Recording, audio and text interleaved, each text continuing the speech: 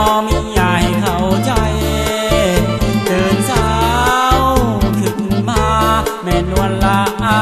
เว้าใส่เว้าใส่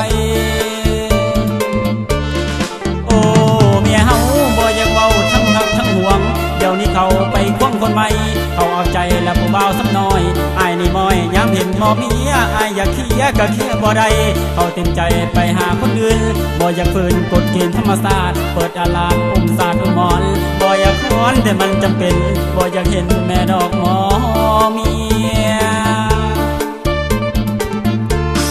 โอ้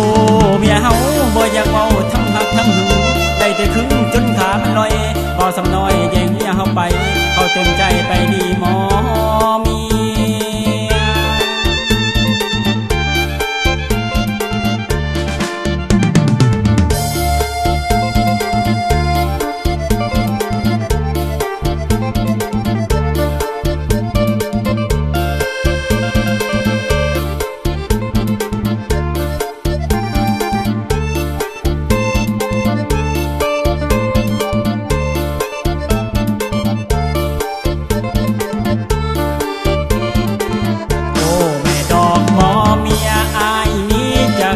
ยมอมีอย่าให้เข้าใจตื่นเช้าขึ้นมาแม่นวลละเว้าใส่เว้าใส่โอ้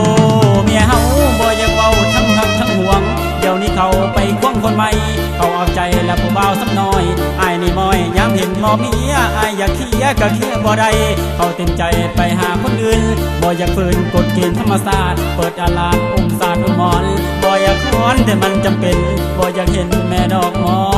เมียโอ้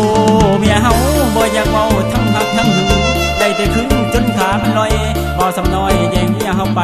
เขาเต็มใจไปดีหมอ